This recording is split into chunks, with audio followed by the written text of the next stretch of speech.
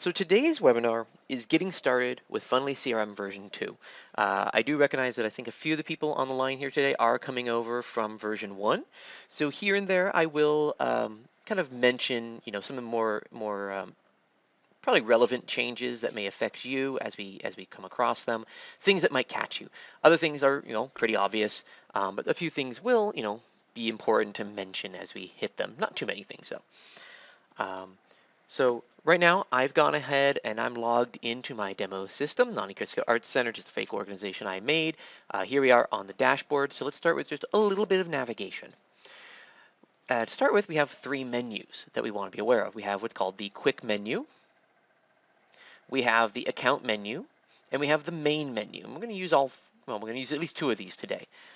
Let's start with the account menu. I know it's a little out of order. There's two things I like to mention on here. There is the account link, which will take you into accounts.funnily.com where you can manage your account, make new users, set permissions, change your credentials, things of that nature.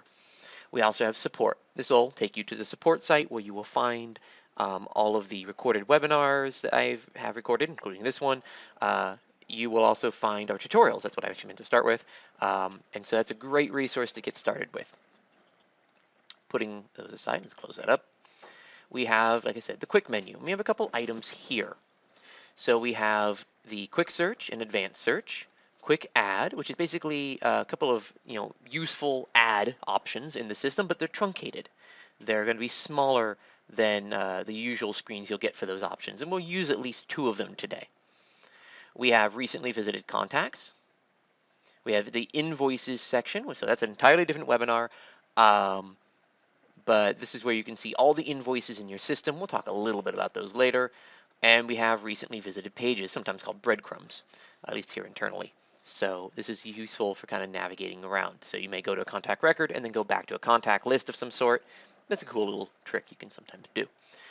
And then, well, the main menu. And we're going to use a couple items from this later. So let's start by adding a contact. It's the first thing most people tend to need to do.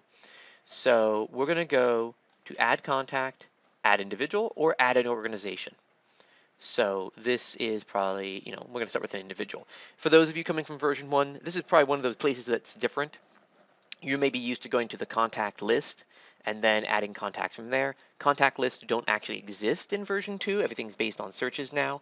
So this is one of those things that may be important to be aware of.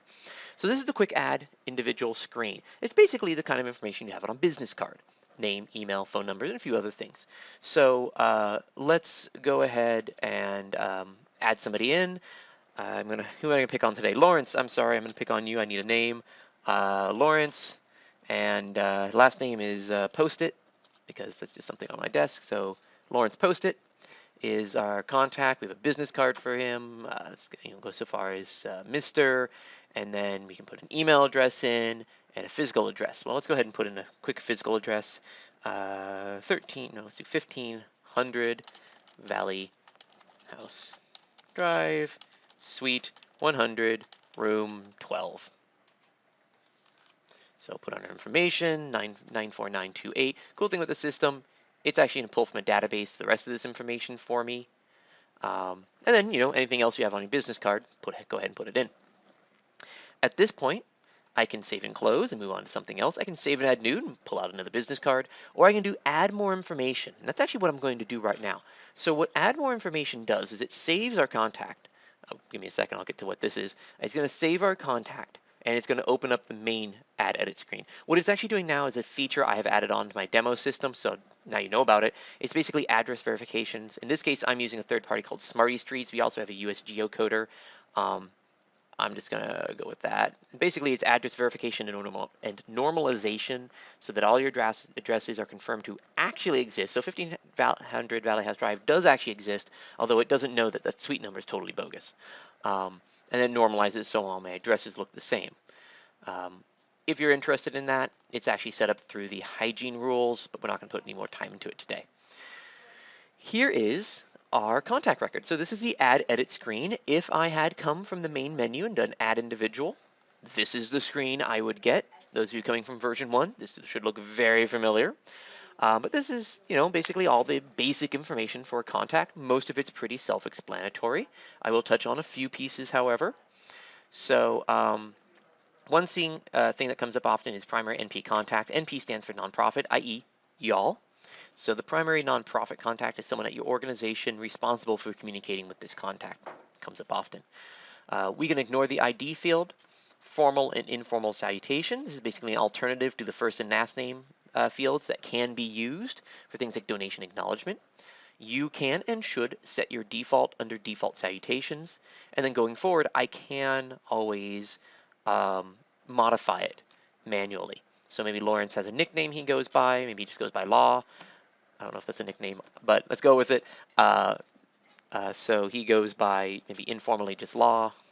Maybe a Lawrence, no, not Lawrence, but like, Patrick might go by Pat, so on and so forth, Robert to Bob. And that's where you can kind of override that. So you still have them with their formal name here, their official, birth certificate name, but here, what they go by for donation acknowledgments. So this is used a lot for that. Relationships, so here we have a shortcut section. We'll talk more about them when we get over here. This is for your nuclear family, spouse, partner, any children. Email, exactly what you think it is, where we can put an email type. Primary email, you should at least have one email marked as this. These are the ones that we will use for communications, i.e. if you're version 1, that was what it was called, used for communication. Primary email, what we're going to send to. Will it be shared to household members, which we'll talk about in just a minute. Phone number, similar concept, although we also have, we actually do have still the use for communication option, a little bit done with primary phone, but you may have other non-primary phones that you still may call them on. Lets you know. Mailing address, this is used for, mailing purposes. Billing address for financial purposes can be the same. Seasonal and temporary addresses, which are used basically as an override for the mailing address for, seasonal places someone may live, and maybe they're living somewhere else temporarily. And then an other address section for, random addresses you may be keeping on file for one reason or another, but aren't actively being used. We also have communication preferences. These are very important, especially when it comes to things like newsletters. This is how can we talk to them. So phone call, not set is, not set, we don't know. Yes is yes, no is no. And this is, can we call them? Can we mail them? Can we email them? So mail and email, I don't actually have a primary right now, so it's going to yell at me if I try to keep it, are important for you, whether or not we can send them newsletters, whether or not we can send them donation acknowledgments. So I'm going to put this back to not set since I don't have an email. And right now it will let me send them donation acknowledgments. Tags, we will talk about them later. This is where you can add them. Demographic information, basically exactly what you think it is. It's income levels, ethnicities, marital statuses. You can configure these however you want, what your options are, and we'll see those in a little bit. Crucial information, special comments. These are, notes, general notes, and one very specific note. If you don't read any other note, this is the one we check. Okay, so Lawrence asked the question for these, do they default to yes on communication preferences? They default to not set. As you saw, it was all to not set, except for email.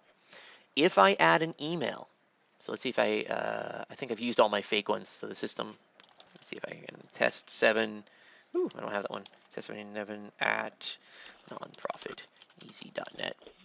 This will, when I save, it should set it to send email to yes automatically for me. So because I've actually been tinkering with it, I think actually it won't. But if had I not actually been manually tinkering with it, it should have set it to yes. So email, it will do that. The others I have to do manually. So good question, Lawrence. Let's see, Nina also had a question. You can add more than one email, correct. So I can come here and I can click this add button right here, and I can add additional emails. And if I mark them, the additional ones as primaries, it will email to both of them and given circumstances. However, this communications preference over here is universal. It's for all emails. So this primary is how we can delineate individual emails and whether or not we will email to it. Generally speaking, if you have an email, you're not going to email to it. Well, I guess you can keep it just to help for duplicate prevention purposes. So actually, I'll retract what I was about to say. All right, but that's communication preferences. Good questions. Any questions about this page before I save and move on to some of the other tabs on a contact record? Okay, so I'm going to go ahead and save. It may yell at me about that email address. Yes, it's going to. So this is a cool feature. In my hygiene rules, I have the system telling me, hey, if these two people share an email, they're probably in a relationship, in a household or something. So apparently Lawrence Postit and Bob Metzler have the same email. What do you want to do about it? And it's suggesting I make a relationship between them. Well, I'm actually not going to do that. I'm just going to go ahead and delete this email from the record and set email back to not set, so I don't get a validation error, because I don't want to create a relationship between them right now. But that brings us into our next topic. We're going to skip work info for just a moment, and that's relationships. So we have the shortcut here. Keep forgetting you can't see me point at things with my hand. I always do that. So I'll point with my mouse. So we have relationships here, and this can be anything beyond the nuclear family. So this could be aunts, uncles, grandparents, grandchildren, friends, family of other sorts, cousins, for example, whatever you need. So I can come in here and go create relationship, and I can say, all right, well, Lawrence has a, you can create whatever relationships you want, has a sibling called Lori. Post-it. Helps me spell it. Lori. That's a spelling of Lori. And do they live in the same household? So maybe they're being roommates, in which case the same household. Oops. Lori didn't exist, so when I clicked out of that field, it actually prompts me to add her, so we can add people as we go. Save and close. And yeah, let's go ahead and say they're in the same household. Yes. And Lawrence's information is saved to Lori, and so they're just roommates, whatever. So normally it's for spouses. So actually, let's change this to spouse, because that makes maybe more sense. So Lori Postit is actually Lawrence's spouse, and they live in the same household, and Lori's using Lawrence's information. Save. And then we can do further relationship creation if we need to, but I'm not going to at this time. And that's it. Now we have that spousal relationship, and they're in a household together. Lawrence now has the household contact type, so does she. And if we go to personal info, we will see that there is now a spouse connection. If we go to her record, the connection is both ways. Yes, so Nina, good question. If you leave a screen without saving your changes, so let's see if I can trigger it. So a change has technically been made, and I'm going to try and leave it. We now get a warning. This is the difference from version 1. So I'm going to go ahead and leave it, but at least I knew. So yes, that's actually now present. Work information is fairly similar to relationships. I'm going to skim through it for time purposes, but this is where you can add where someone works. So we can select from an existing contact, Arjun's Turkey Sandwiches, or I could add a new organization. I could just fill this all in and save it, and it's kind of a name-only record, or I could go add as an organization contact and actually save it to the system. This is a little bit different than where we had the option to save a new contact previously, because you do have the option not to, in this case, save it as a permanent contact record. I usually recommend saving them, because then you can see who works the same places and so on. I'm going to skim through, and there's that message again. I'm going to go ahead and leave the page. A couple other tabs here I want to skim through. Custom info, if you have custom data sets, which we'll talk very briefly about later, created and in the system, this is where you will see those custom data sets. Documents is where you can stash away, some documents, files of any sort, PDFs, Word doc, up to 4 megabytes against the contact record. And then social media, just where you can list off some of their social media information. We don't do anything with it yet, but I hear things coming. So if you have social media, I'd say go ahead and stash it. Twitter, all that fun stuff. Never used Twitter myself, but Facebook a little bit. And that's a contact record. Any questions about editing a contact record? And then we'll view one really quickly, and then we'll move into searching. Okay, cool. So one other thing I'm pointed out, I can't talk today, pointed out where you can add tags, contact types, we'll talk about those later. This is where you can manually add any of your custom contact types. So we could say that Lawrence here is an artist. And now he's marked as an artist. So View contact, let's go ahead and do this. This is the screen you get, the contact summary screen that you get when you click on a contact's name. So some of you, may be familiar with this if you played the system or coming from version 1. This is where you will see their various details, giving and financial, and other, sundry tidbits of data that you can expand as needed and all that. You can configure how this looks for all individuals in the system or all organizations, depending on the record you're on, for you as a user. So if I make a change, it would not affect Nina, for example. If Nina makes a change, it won't affect Lawrence, who will happen to be here in the meeting today. And let's assume they all worked in the same organization. So, better example, Nina and Anna Olivia. I know you both work at the same organization. You can have both have your own layouts and they won't affect each other. And we can do that by going to layout configuration. And there'll be checkboxes over here on the left for what we want to see. I'm going to make sure where I can, let's see, tax, and, whatever I want to turn on. And then I can drag and drop to move things around. So I can move membership additional information up or down. Maybe I can move it next to membership, which would make lots of sense. And all I'm done. And then if my thing was donations, I can move all the donation stuff up.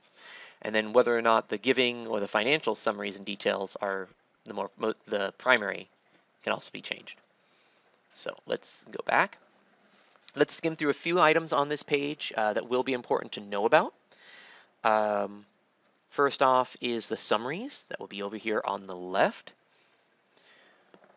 So we have so for me, I have financial summary set to the default.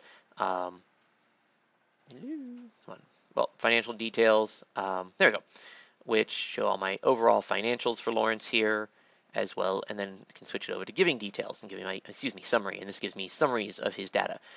This is new to version 2. For those of you coming from version 1, this data is actually all available in searches. And the important thing to know about this for everybody is it updates every 24 hours. So there's a couple things in the system that update on a 24-hour basis for performance purposes. The summary detail data right here, the ledger balances, the dashboard, all update every 24 hours. So every morning at some ridiculously early time. There's a few other things that also happen in the morning. Contact merges happen in the morning. So it speeds along the merge process as you're doing it. And something called smart tags, which we're going to talk about later. Those are all in the morning. I think there's one or two other things, but I've got a FAQ in the Getting Started section on tutorials if you need the complete list. But yeah, want to make sure to mention those. And then giving details shows you all your donations. Financials shows you all your money, which can be donations and memberships and all that. So any questions about looking at a contact record before we run a search? Okay, so let's run some searches, just a couple small ones. We first start with quick search. This is where we can search by contact name or ID. If you're wondering what contact ID is this number right here. It was present in version 1 for anyone coming from that system. It was just a bit hidden. Now it's not hidden, and we actually actively use it, and it's a great way to tell contacts apart uniquely. So if you did have two Bob Smiths, and you're like, well, which one's which? If you look at the contact ID, you know. That's why I actually try to include it with all my reports that I build for the system. But let's, in fact, look for Bob, and hit enter, and it looks for anybody with the name Bob. Now, what it's actually doing is it's looking both in the first name and last name. So if Bob is present anywhere in the aggregate name, let's make that a term, then it will find it. So this aggregate term, it totally just made it up. But basically what it does is it takes your first name, your middle name, and your last name, puts them together, and searches against that. That's best I can tell how the algorithm works. So if Bob were present anywhere in the name, it will find it there.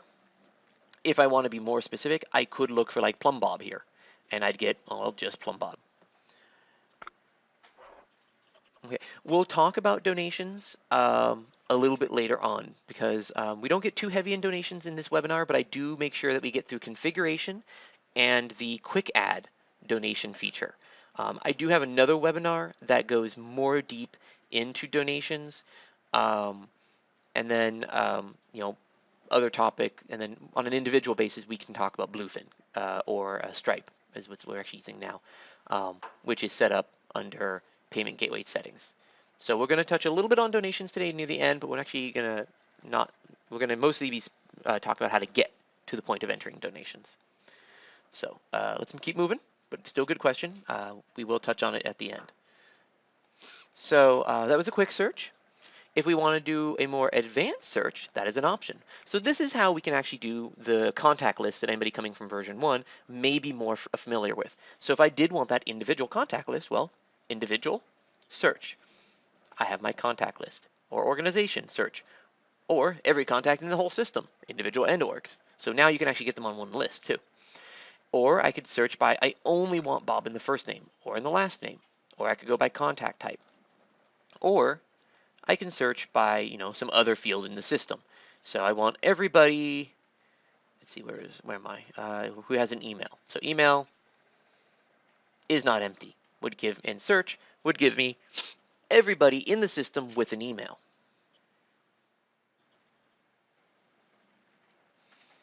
And here is our contact results. We probably have a lot in the system of churning through, so there we go, 199, not too bad. And orgs and individuals, I can click on the name to view them, I can edit them, and I have some mass actions I can do down here. So I can either select a few and apply to selected, or I can not select anything and just do mass actions, including updating communication preferences, sending emails, and a few other things. Okay, I'll get to that, Lawrence. Good question, though. Okay, cool. Another thing we can do with this contact search is we can export this to a CSV file. And the cool thing about this CSV file is it's got a ridiculous amount of information on it. So anyone coming from version 1 to version 2, or just looking for like a quick list with a lot of details, like a mailing list, you can just simply run a search and export it, and that can actually handle a lot of reporting needs that used to maybe be done with reports. So basically, you know, because it'll include the first name, contact ID, last name, all that fun stuff, salutations, mailing address, email, and a bunch of other information. So instead of building a report, a lot of times you can just run an advanced search and export it, and you'll have everything you need. There is no group by household or anything like that option, though, so it's just the raw list. But any questions about searching before we talk about configuration on the road to talking about donation entry to finish this up? Okay, so let's mosey on to the main menu. As we saw, we have add individual here, advanced search can be found here, add organization, and configurations. So configuration is the central spot for all configurations in the system, except for a few settings we saw in the main menu. So anybody coming from version 1, instead of being scattered across the top, it's now all located in a single place in these nice sections. So today we're going to start by talking about contacts, touching on custom datasets very briefly, and then moving into fundraising on our way to finalizing entering of donation.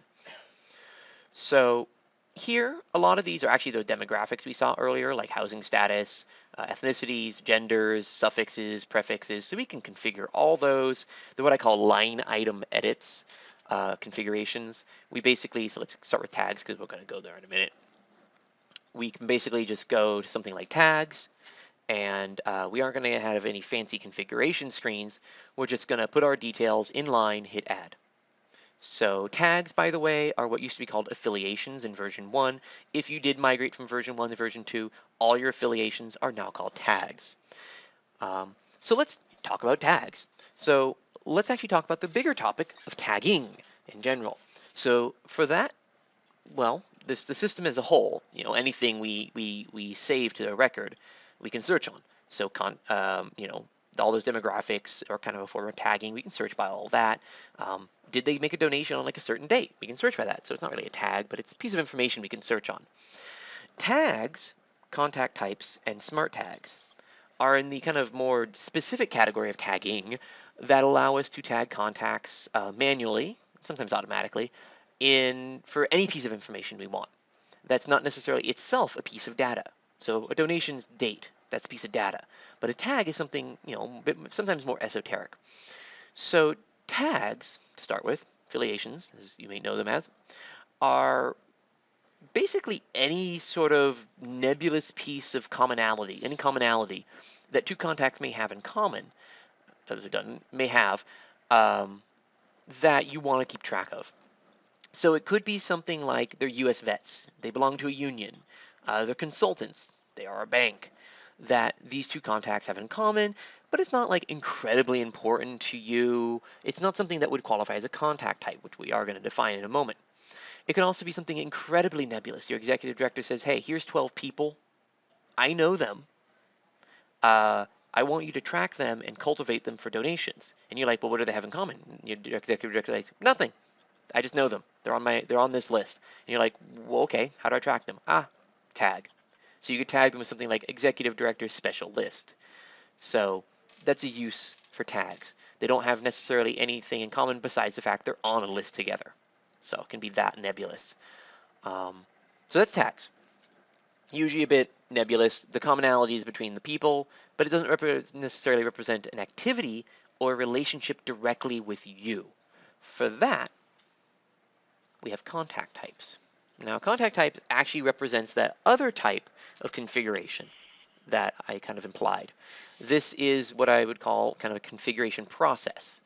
It's, you click a button down here in the action bar. You never need to know it's called that, but that's what it's called. And click a button like add new, create new, something of that nature, and you'll get a configuration screen. So for contact types, we give it a name. Is it for individuals? Is it for orgs? Is it currently active? Generally speaking, don't use default. That basically means that every contact as added will automatically be set to this contact type. Very rarely is that ever needed, but I mention it. And you can give icons, and you'll supply the icon that you want. So that's how you make contact types. But let's define what they are. So a contact type represents basically a category of contacts that have a commonality that is a representation of some sort of activity or relationship with your organization. So for example, a donor, well, they made a donation, that's an activity. They have now donated to you, so that's also kind of relationship to you as opposed to in addition to being an activity. So that's an important category of contacts that you want to keep track of. So the commonality in that case is that they've done something similar with your organization. Volunteer, similar idea. They have some commonality. It represents an activity or relationship with your organization, and it is particularly important. So the system comes with these, these system, one more, member, thank you. These system defined contact types. These will be added by the system for you. You cannot add them manually based on activity that has happened. So you add a donation, they become a donor. You add a membership, they become a member. The membership lapses, ex-member. If you're synced with Fundly Connect, which is our volunteer portal and replaces the volunteer module for version 1, and has a different webinar on Wednesdays, at this time, then if your volunteers add Fundly Connect and the two systems are synced, they will get automatically marked as a volunteer in your system, and you'll be able to see their volunteer data. Other contact types, as we saw, you can create. These are custom contact types. So for example, student. They are maybe a student at a school that you partner with, or a student with your organization. Actually, this works for both the people I have on the line, at least two of them. So this might be someone taking an art class with you, or a student in one of the schools you're supporting. Artist, maybe someone who does art with your organization, or teacher. They may teach at your organization doing your classes, or maybe a teacher at a school you're supporting. So for my arts-based organization example here, those are important contacts for my organization. They're students, artists, and teachers. They have a relationship with me and activity with me. These, as we saw, are added manually. And then you could have, any number of other contact types that you might need. Another thing with contact types is they can be extended with custom data sets. So we'll talk more about custom data sets in just a few minutes. The last tagging option, and I'll take questions, is smart tags. This is almost kind of like a hybrid between tags and advanced search. How these work is basically you create an advanced search that is your smart tag basically, and that search is run every morning. So I'll go new. So you build your advanced search, you give it a code and a description, and every morning the search is run, and whoever meets that search will have the smart tag applied. So it's kind of almost a little bit like the predefined contact types as well, but more related to tags. So what this means is you can, instead of running the same advanced search, which may be quite complex, maybe if you had 4 or 5 criteria in it, instead of running that each time you need to send a newsletter, you can instead build it as a smart tag, have the system run that search every morning, and just search for the smart tag, one criteria. And that can sometimes make a lot of processes more easy, more simplified, streamlined. Just keep in mind though, if you added someone that day, they won't be on it yet. Okay, so any questions about tags, smart tags, or contact types before we move out of contacts into donations? Okay, cool. If you're on, so in version 2, we do not actually have a pre-built icon gallery. So if you have moved over from version 1, you'll need to you're going to have to replace your icons if you want to, or find one on your own. A lot of times what I just do is like Google, whatever, like teacher icon, and you'll find an icon that works for you. So just keep that in mind if you're working with contact types. We don't supply any icons at this point, at this time, allowing people, to pick their own. Not sure why, but we don't.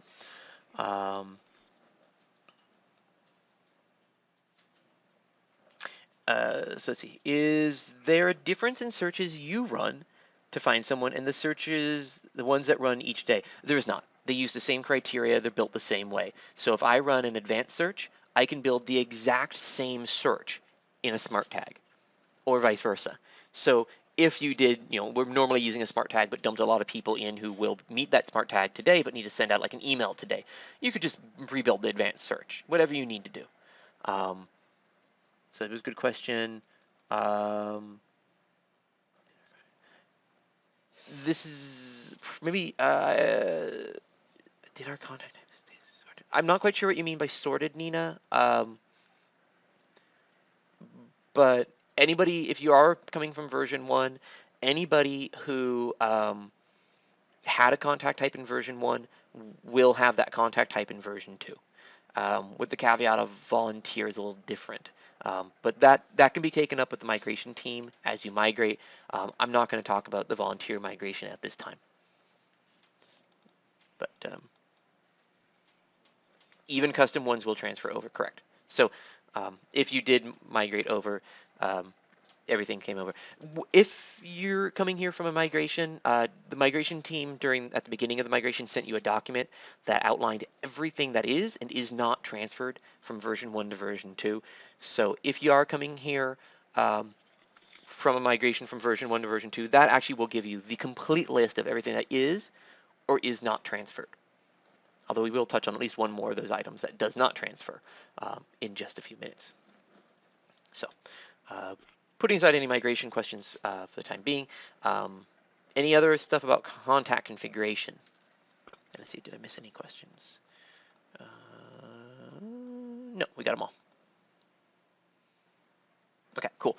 So let's now mosey on into the realm of donations. So I'm going to use this left-hand menu here. It's been here the whole time, but I haven't really used it. And I'm going to click on configurations, and it basically will take me back to that screen. So we'll give it a moment. There we go. And here we have fundraising. And we're going to talk about a few pieces in here. Funds, also known as donation names in version 1, but now they're called funds, campaigns, programs, and gift sources. There's a couple other items here. We're going to ignore them for today. But let's go ahead and quickly, let's see a truncated donation screen, and let's define these items. So anyone coming from version 1, these definitions may be, this may be quite familiar to you, but we're still going to cover them anyways for those who aren't. But let's also quickly take a look at a donation screen. So I'm going to do quick add gift. And this is, like I mentioned, the quick add gift screen. There's a much more advanced gift screen, but I just wanted to show this really quickly because I want to point out what is and is not required for donation entry, as that will affect our configuration definitions just a little bit. So when we enter a donation, we need to add, well, first, who is the donor? Well, we define that as we create contacts. The fund, i.e. the donation name, we're going to define that in a moment. The source is required, so how the donation got to you. The gift date, well, we aren't going to reinvent the wheel on calendars. We have this nice Gregorian system. Well, I don't know if it's nice enough that we got from the Middle Ages, so we're going to run with that. And then we have program, campaign, and event. So these all three are optional, and we're going to define these three and how to configure them in a little bit. And events are, well, events, classes, workshops, lectures, conferences, fundraisers, anything of that nature. They're added through the event module, which we are not covering today. And then, the other stuff here we will define in a little bit. So I just wanted to show us the screen first, but now let's go ahead and get into some definitions. So we're going to drop that screen for a moment, and before we go into the configurations, we're going to pull up a nice little graphic that my coworker built for me based on something I had made, and we're going to have a little bit of a lecture portion here, and we're going to go through some definitions. So what we're going to define now is program, fund, and campaigns. And we saw those just a second ago, and how they all play together, and then talk about gift sources. So program. What is program? Program is the central aspects of your operations. They are the things you do, often pulled from your mission statement. They're the things that people may donate to or may generally be supported by other revenue sources. So it's important to recognize that programs are actually fed by various avenues. So not just donations, but also membership dues, event tickets might funnel to them, pledges, grants, and volunteer activity. So programs are the things you do. So if my mission statement, for example, for my Monte Cristo Arts Center, where to, let's see, I always gotta remember now. Okay, to bring arts and culture to the community of Monte Cristo through community outreach, exhibitions, classes, and events. Well, right there, I named 4 programs. I have, in reverse order, I have events, so performances, lectures, things of that nature, classes. So maybe I do a Wednesday night clay class, or some art classes for kids, things like that. They need money to put those things on. Exhibitions, I have an art gallery, I got to put stuff in there. And community outreach, so maybe we give grants ourselves and scholarships and what have you to people to help support the arts. So that's an example of programs derived from your mission statement. Or maybe you're a school-based organization, and you put on extracurriculars for schools or put on classes for teachers. So those start looking like programs. So programs, wider sense, it's what you do. From a donation perspective, it's what people can donate to. So a lot of times I recommend people look at your programs first, because that's going to basically kind of be what a lot of things will be drawing and pushing to. Funds are a bit more specific because they're donation specific. They are what a donation is and how you handle it. So the most common donation fund, donation name, is general donations or unrestricted donations, something similar to like that. It basically represents money that can be used for anything. It's a general donation, it's handled universally, there's nothing special about it per se. Another type of fund would be something like event sponsorship. So this is money that comes in to support an event. It might be linked to something like your events program, not necessarily though, and it most likely linked to specific events. And it's money that's handled differently from a general donation. You do a different letter, you might be processing it differently, it might be attached to a different account for financial purposes, which we're not going to talk about today, things of that nature. Or you may have a scholarship fund, or you may have, so you may have a scholarship fund in somebody's name. Somebody that was important to your organization recently passed or something like that. Sorry, there's an actual live example I popped in my head from one of y'all. I'll put that aside. So those are examples of funds. They may be attached to specific programs. You may have an exhibition fund tied to your exhibition program. But remembering that program can also be fed from other sources. And we need to remember that funds are required when we indicate a donation, because the fund says what it is, but not necessarily what you do with it. And then, Lawrence, I see your question. I will get to it in a minute. I'm going to hit campaigns, and then I'm going to get that question and see how it ties in. Maybe it ties in a bit more. So that's funds. Funds are what the donation is, how you process it. Program is where it's going to go in the end, if any. So it's not always a program. Campaign is fundraising efforts. Most people, you're familiar with campaigns, sometimes known as appeals. These can be anything from as specific as a single newsletter to a larger, flyer campaign or something like that. They're usually time specific, description specific. So annual appeal 2016 with a fixed time time range, winter newsletter, um, art around town campaign, and you go around town putting up flyers and art here and the things here and there to try and raise awareness for your organization. That could be a campaign.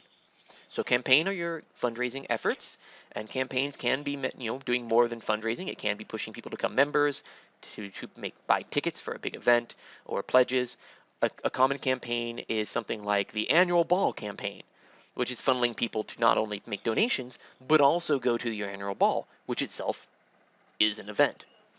So it can get a little complicated how all this can fit together, and there is quite often redundancy between them. But let's go ahead and see Lawrence's question, because I think let's see here.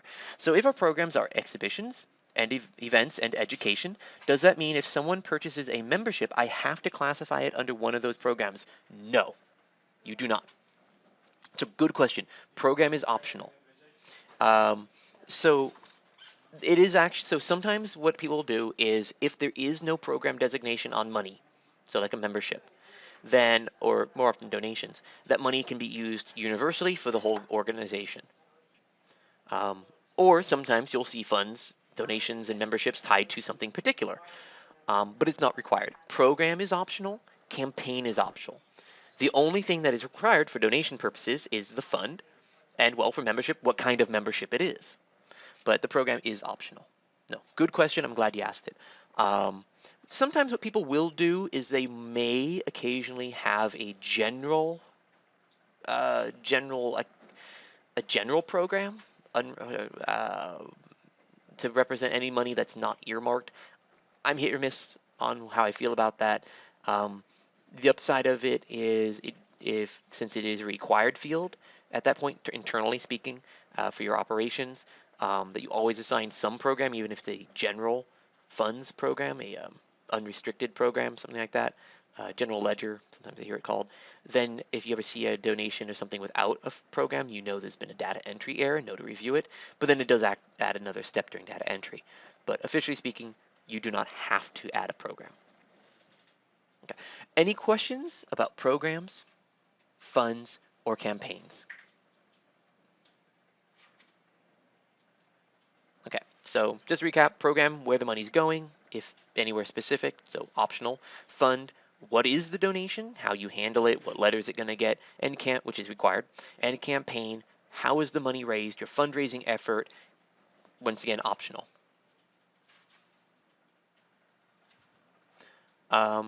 There's a question about pledges. They're pretty simple. It's actually pretty much the same process as it was in version 1 for anybody coming from that system. If you're interested, I do have a webinar coming up on that topic specifically, but they're fairly simple. You just enter the amount for who is it for. It does actually get recorded against a fund, the amount, and the schedule for it. But we're not going to be covering it right now. But do know that I do have a webinar later this week on pledges, grants, and batch gift entry. So I might recommend that. But I find them pretty simple. All right. So if there's no more questions on programs, funds, and campaigns, we're going to mosey down here really quickly to gift sources. That's another required field. It's a new field for anyone coming from version 1. Too zoomed in, it's a bit blurry. There we go. That'll do. Basically, it says, how did the money get to you? So mode of payment still remains. What is the money? The medium of exchange. Check, cash, credit card, so on. Gift sources, how did that medium of exchange get to you? So these are things like in person, by mail, online, and then other things that sometimes come up. And so you can get very specific if you want to. So you could break up online into like public pages versus a widget versus Fundly Pro if you're using that product, if you wanted to. But these are the 3 most common ones. We aren't going to cover the configuration on these per se because they come with the system. So I will point where they are. They're line item config, but gift source is just how it got to you. Any questions on gift source? And then we're going to go into back to the system and configuration. Okay, so this document, by the way, is available in the tutorial database under fundraising FAQ, programs, funds, and campaigns. And as you see, it gives you some examples. I recommend reviewing it if you're ever uncertain. You can also ask support@fundly.com if you have any questions on that one. So let's go back into my system and let's talk the actual configuration as we get close to wrapping up. So we're going to run a little over today. I do apologize. We went a little deeper on a few things than normal. I'm fine with that. If you need to step out, go ahead and do so. It's up to you, but we're probably running about 10 minutes late. Okay, so let's start by gift sources. Like I said, they're right here. They're a line item edit like we saw before, line item configuration. So you just add the name, hit save, you're done. Nothing too fancy there. Funds are the next required configuration. And then when we step out of this configuration, by the way, we will be talking a little bit about donation acknowledgement in the smallest of senses, but there is one more piece that we haven't talked about yet. But here we have our funds. I have more than I recommend. It's a bit messy, but what you can do here is just create the funds you need. Sometimes you'll have funds that link directly to a program. That's fine. Other times you have things like general funds, which have no program, or event sponsorship, which don't tie to a specific event or program, but will be used for that purpose. To add a new fund, add new fund, and you give it a code, which is a unique identifier. If you're migrated, these were assigned for you, but you can change them. It can be anything alphanumeric, whatever system you want, and the name. Those are the only two required fields when creating a fund. We do have other things here, so you can lock it to a program or a campaign. Rare on the campaign, but not too uncommon on program. Or if you're, different topic for a different day, but accounts and classes for the financial module. And there is something called what's called an ask array. We're not going to cover it today, but these are used for online giving, and they're basically your giving options. So you may have remembered something like this in version 1 if you're coming from that system where you set your options. Now we use more dynamic ask arrays, which can be changed more easily. So I just kind of want to mention that's what they are. They're configured under ask arrays. We will not be covering them today. So that is the creation of funds. Code, name. There's one other tab here. We're going to mention it later, so I want to make sure you know about it, and that's acknowledgement setup. So remember that this is here, and I'm going to explain what that does later on. But any questions about creating funds?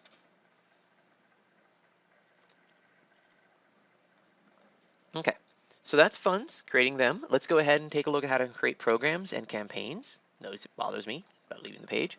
Programs and campaigns are effectively created the same way. So we're only going to look at programs and extrapolate the difference to campaign, and I'll let you know what the difference is, but the screens are effectively the same, so for time purposes. So programs can have subprograms.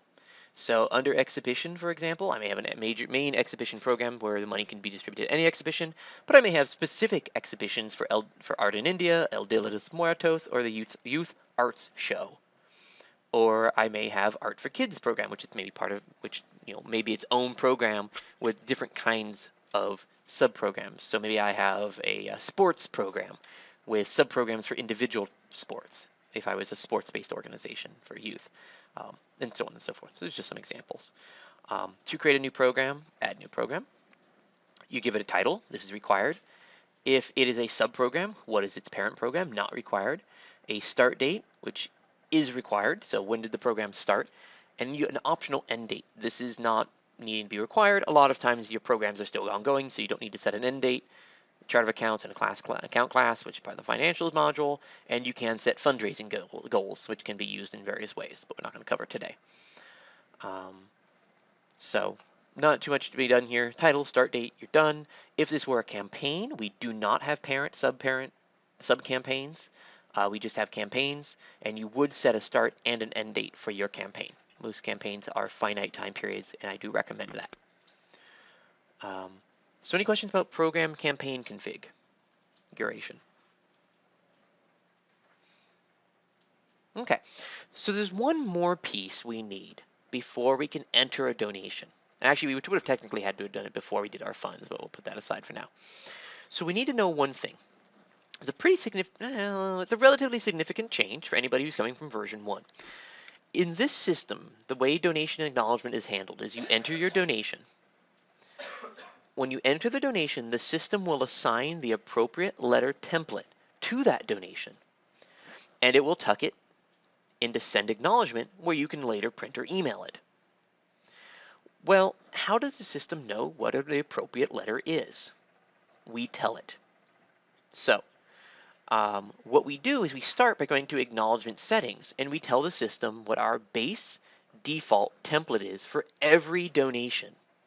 And I say that with a caveat. There's a little star over every donation because we're going to be able to override that later. So let's put that aside for now. But basically, what is our default template? Everything being equal, what letter do we use? And we set that here. This is going to be, this acknowledgement template is basically the template for most of your donations. And occasionally, though, someone will make a donation in honor of, in memory of, or on behalf of someone. It's called a tribute. When that happens, we use this template.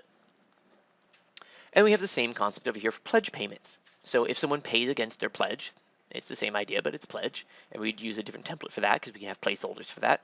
And same thing with tribute. These are required. These are not. The system won't yell at you if you don't put these in, but it will yell at you if these aren't present. So what you'll want to do is make sure you have a template for your general and your tribute. You can do that by create new. The system, I think, might come with a default for you. I'm not 100% sure anymore on that one. I think so. I think you're migrated. It might. In which case you can edit. I recommend start fresh, create new. You'll select a basic layout template. Just go ahead and select one. It really doesn't matter. They can all be converted to each other. I'm just going to go ahead and edit this one. This will take you into our template editor. If you're coming from version 1, it is an entirely, completely, 100% different editor. So that also means that any of your templates you had in version 1 did not carry over and will need to be recreated. But this editor is pretty easy to work with, a lot easier than the old one. It's a section widget based editor. What you see is what you get, a bit of a drag and drop kind of thing. Up here is where you can edit the name of the template and give it a code. A lot of codes throughout the system, but just unique identifiers. So 2 templates could have the same name, but the new codes must be unique. I always recommend giving a name, otherwise you won't be able to tell the difference between them. We can copy, edit, and delete a section. We can add a section by dragging and dropping it in, so I could put maybe a button here if I wanted to, which brings up the place where I can modify the button link and the text, and I can style it. This can get kind of fun. I'm going to go ahead and delete this section. If you're familiar with the MailChimp editor, by the way, this is very similar to it. It actually is it, I think. If we edit a section, let's go ahead and do the text. We have this text editor. We can full screen it. We can drop into the source code if absolutely needed. And we can put placeholders. So if I highlight or select or just click in a spot and I go to select placeholder, it's this section right here, and I select a placeholder, it will drop that placeholder in wherever my cursor was, or whatever I highlighted will be replaced. And placeholders are like in Mail Merge, if you ever used that. It just replaces the data with the placeholder with the actual data. So this will pull the informal salutation from my contacts record, which we talked about earlier. I also have gift amount, gift date, tax deductible amount, and a variety of others. So let's do a very quick skim through some of those options. Client, this pulls your organization's data as it is present in your account. Contact data, contact address, current date, gift information, the event the donation is connected to, if you're doing an in-kind template, individual information, organization information. By the way, you don't need to care if it's individual org by using the salutation fields, because both orgs and individuals have them. And then if you're doing pledge templates, we have pledge data. And then for year-end acknowledgement, which we're not doing here, transaction grid. So yeah, you put it in, fills in. Once again, we have styling, what have you, close, and we have our template. If you need to do any borders on your template, we can go under layout, and this way you can set your page width and everything kind of centers. You can't see my hands, I always do that. It kind of centers it, pushes it into the center, and this will give you margins, and you also have some spacing you can tinker with. It's currently at max, and you can reduce it. But that's kind of your crash course in templates. If you want more details on templates, I do have a donation acknowledgement webinar. I even recorded it.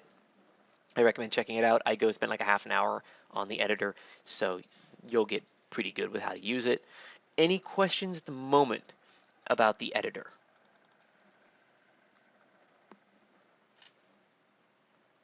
Okay, so I'm going to go ahead and save. We have our template. I recommend spend some time on these, and you can always come back and tinker with them. All templates are maintained under Manage Templates. So you'll find every template there in its appropriate section, and what have you. A couple settings on here I do want to skim real quick. We can ignore these over here. For the most part, these are just for donation acknowledgement receipt numbers, which almost nobody uses, but they are there if you need them. We do have the ability to have soft credits have their own letter, in which case we need a template for that. Most people combine them, soft credit usually being a spouse or partner. By gift or by donor basically means if I donate, say, twice in one day, do I get 2 letters, or do I get one with the combined data? Most people use gift. Well, it's about half and half these days, but it defaults to by donor. And then if you're using an online option, do we automatically send a donation acknowledgement based on your settings here? Most people will use that if they actually have their letters all set up. I'd say hold off until your letters are good to go. So any questions on this screen? Okay, so once you have your system defaults in place, you remember I mentioned there is that section on a fund called the acknowledgement settings, and I said let's remember that. That's where you can override this default. So you can set a template for the system, and then for specific funds, like your artist fund, your exhibitions fund, you could have specific letters that override the default. And then you can always manually override undersend acknowledgements, but like I said, we're not going to cover that in more in depth today. So any questions about setting up the templates, the kind of the basics of setting up the templates for donation acknowledgement, for donation entry? Okay, so our last piece today is entering a donation. Now, entering a donation is actually, there's a lot of options there. There are actually 6 different ways of entering a donation, not including grants and pledges. So it's actually been, those topics are actually broken up into their own webinars, donation entry, which covers the majority of the basic ways, and then pledge, grant, and batch gift entry, which cover those options. So we're not going to go into all those options today. What we will cover real quick is quick add gift. And then we'll also show you what the full add gift screen looks like. So add gift is a great way to add a gift that is a basic gift, nothing too fancy on it. So maybe all you have is a check and some basic information. So what's going to happen here is actually we're doing 3 different things on this screen. We are creating an invoice, we are adding a donation to that invoice, and then we are paying off that invoice. So that brings up the topic of invoices. The entire system uses invoices. Everything is added to an invoice, and everything has every invoice, exists in the system and can be paid off or left open. So something to keep in mind. In this case, we don't really see actively that invoice, but one is created. So just keep that in mind. A lot of cool things can be done with invoices. You can have multiple items on them and pay in a single payment and so on and so forth. That's a whole, like I said, well, no, I didn't say it yet, but it is in the financial webinar handles that one. So I recommend sign up for the next one. I usually have one once a month at this point. So it's a good webinar to get onto. But let's go ahead and use this screen to add a donation and then see what that actually looks like in an invoice. So let's go ahead and let's use our example from earlier, Lawrence. So we type it in. Oh, there's Lawrence Post-it. He's going to donate against, say, the exhibitions fund.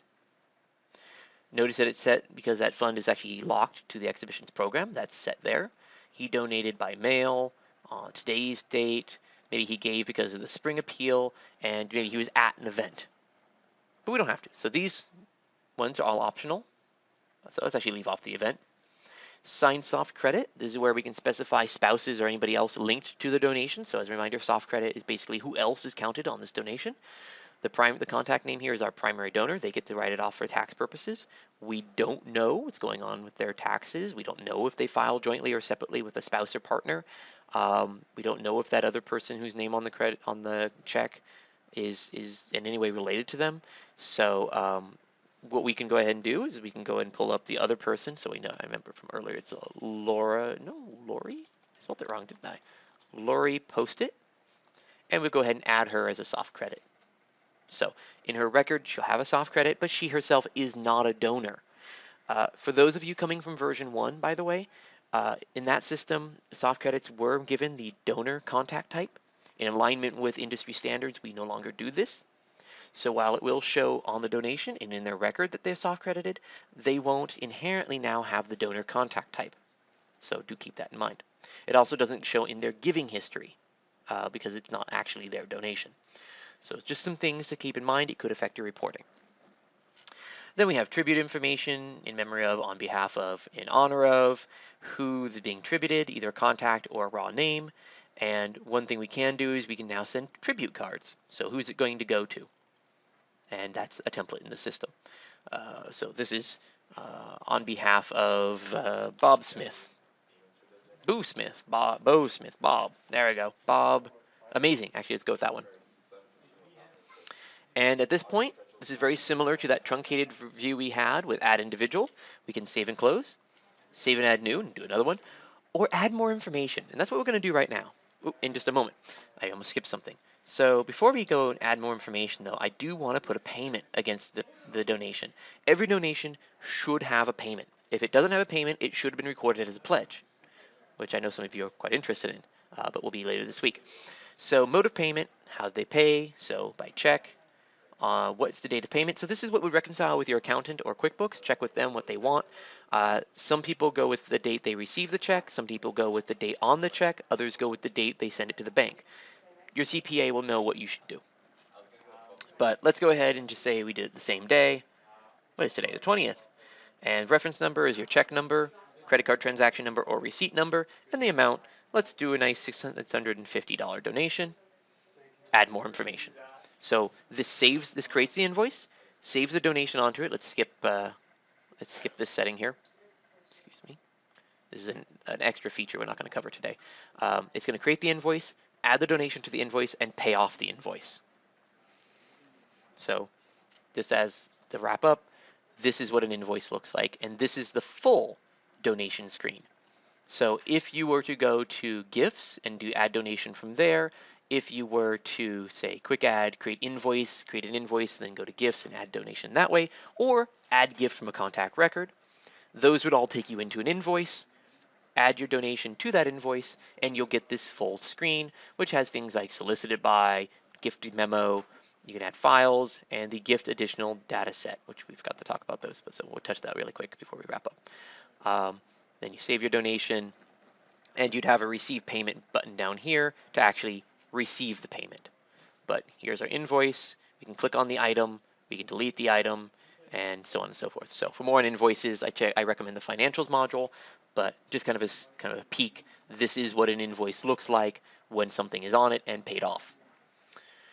So any questions about that basic donation entry? And then actually we're going to wrap up with a quick description of custom data sets, which I forgot earlier.